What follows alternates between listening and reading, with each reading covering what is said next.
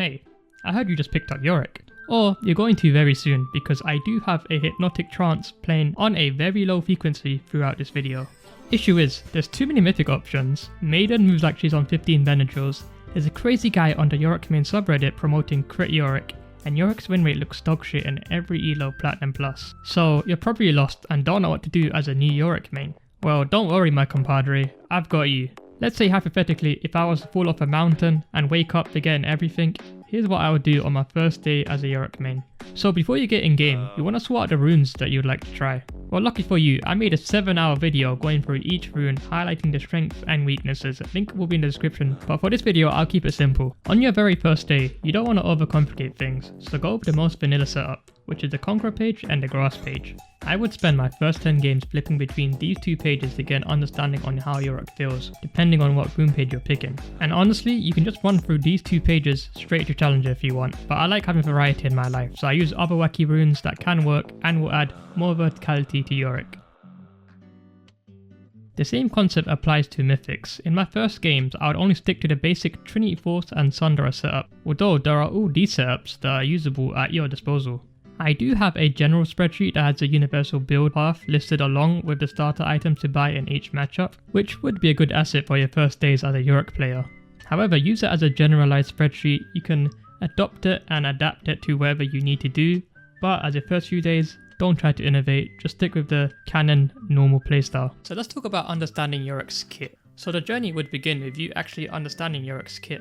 It seems basic enough. Q equals bonk head with shovel, W equals trap people, although you might be experiencing this many times as a Yorick main. E has the most ambiguous hitbox of all time, but it's needed to land if you want to dish out the majority of your damage, and R releases your Maiden to the world, and Maiden can do many things, but listening to you with a cognitive level above a 2-year-old is not one of them. Yorick is a champion with many frustrations, but I'd like to call it adding charm to the champion because, let's be honest here, if this kit was as simple as let's say a champion like Garen, you probably would not be watching this video. The first thing you need to understand is the concept of stacking graves. You can't have a burger without the buns, and pre-6 the majority of your damage will come from your grave stacking management. As a new Yorick player, I would invest my level 1 solely to just last hit the minions with my Q to have a grave setup. Don't think about trading or weaving or anything to overcomplicate things, just stack your graves when you can and last hit minions when you can. Once you have 3 to 4 graves on the ground, that's an indicator you can go in for a trade soon. So you hit level 2 and you have your graves up, try to land your E. Ah, you miss. Trust me, it does happen often, get used to it.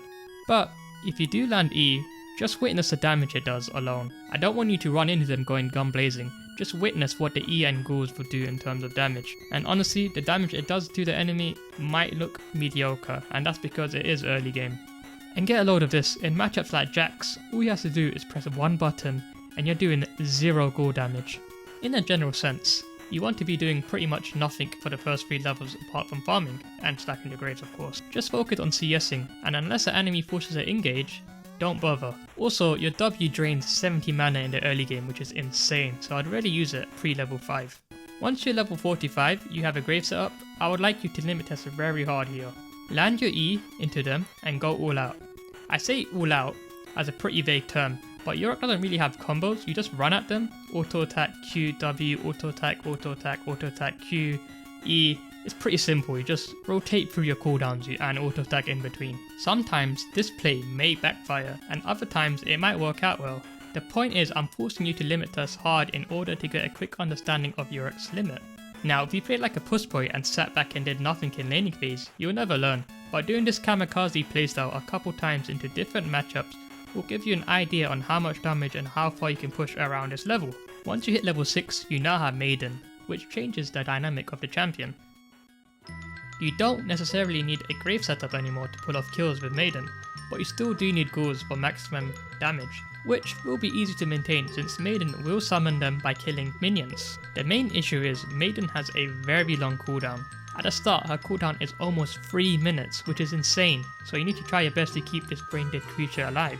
Therefore, you need to start learning Maiden's leash range and how to control her. So let's talk about controlling Maiden. The general rule to keep Maiden alive is to always have her behind you. When you hit level 6 and activate Maiden, activate her behind you. When you push a lane, have Maiden behind you When the wave is pushing towards you, you definitely need Maiden to be behind you, otherwise she'll be very vulnerable.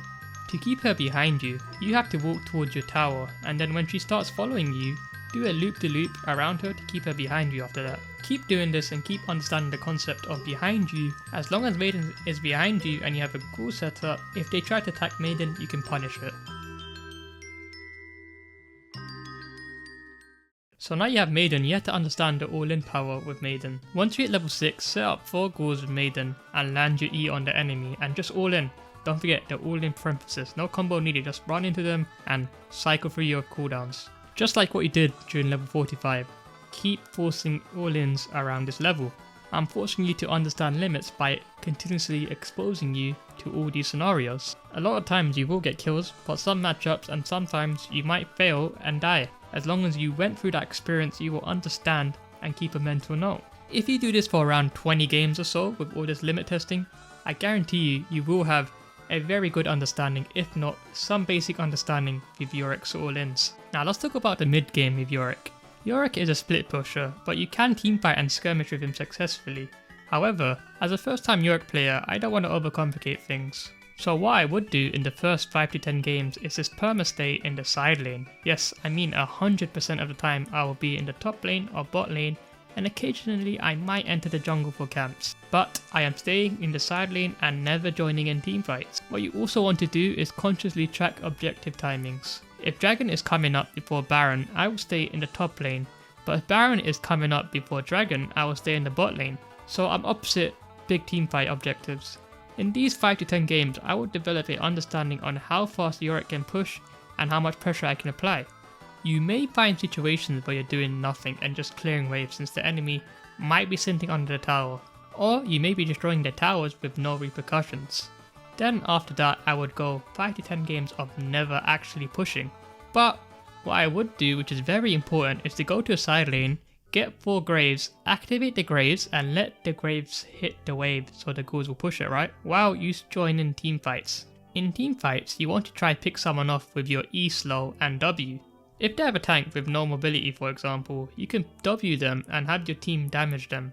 You can also hide in the fog of war or just straight up land your E on the squishy target and use your abilities on them. You want to be constantly limit testing, similar to how I advise in the laning phase. In about 20 to 30 games, you will have an understanding on level 4 to 6 plus trading for laning phase and some of your limits in split pushing and side laning along with team fighting. This does not mean you have mastered the champion, you're far from it since there's many matchups you're going to need to experience a few times in order to win the lane or even survive. And then, when it comes to the mid game, you'll need to understand when to team fight or when to go hard in the split push. I'd say the percentage between splitting and team fighting / skirmishing would be about 70 to 30%. Generally, this can differ from game to game and elo to elo. Now, even though you know all of this, you probably want more info on how to carry in your elo. Well, lucky for you, I do have a whole series which I did launch recently of me playing from bronze all the way to diamond, and you're probably in that elo bracket. I also do stream about 3 times a week. So if you want to see some high elo Yorick gameplay, be sure to come by. I am talkative and I will answer your questions. That's the end of this video. Be sure to leave a like and subscribe if you want to see more of my content. I'll see you guys in the next one. We shall prevail. We have eternity.